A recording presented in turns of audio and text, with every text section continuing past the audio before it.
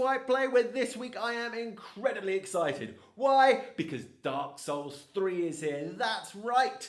The conclusion to From Software's uber hard Gothic style hack and slash RPG has arrived.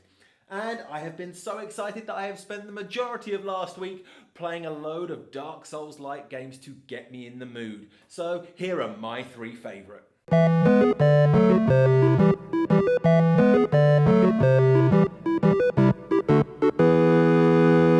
On my way to work this week, I have been diving back into Wayward Souls, a roguelike game for iOS and Android that emulates the challenge and tone of Dark Souls.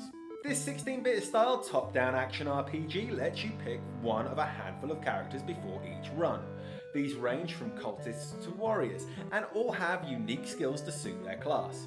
Expect to throw lots of spells as a magic user and focus more on sheer power if you go melee. On your adventure, you can collect coins that can be shared between characters and used to unlock their unique skills and upgrades. These powers are vital to your quest and battling the huge bosses, but using them demands you keep a close eye on your stamina and mana bar. Dying forces you to restart from the beginning of an area, but you do get to retain any skills you have unlocked. Restarts see the world randomly rebuilt, so no dungeon is ever the same.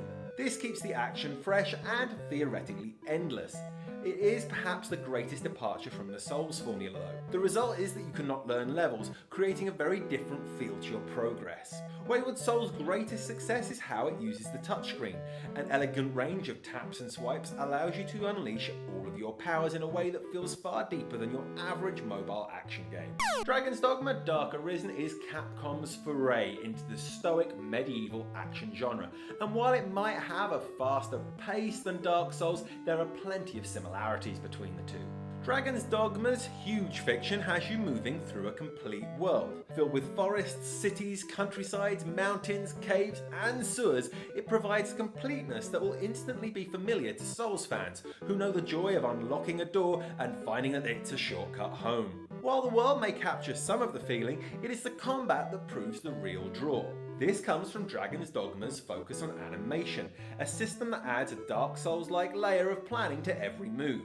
Though the overall pace of play is faster for most classes, you must commit every time you swing that greatsword or cast a spell, because while you do so, you are locked in place and prone to attack. The one extra layer that Capcom have added to this combat is the ability to clamber over larger beasts. Climbing onto their backs, you can slash and target body parts to more effectively and quickly bring them down. It's a faster game and more explicit in many of its systems and story, all of which make it a great palate cleanser when Dark Souls gets a bit frustrating.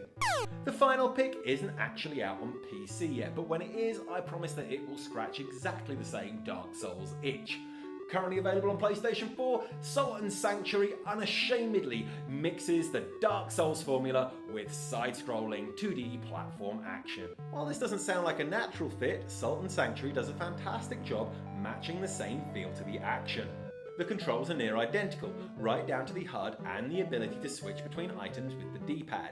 There is a huge range of character and weapon customization, all of which you will have to make use of to take down the creatures you meet. From spindle beasts that can instantly impale you, to massive bosses like the Queen of Smiles who sends swords dancing through the air, if your reflexes, weapons and skills aren't up to the job, then you won't have a chance.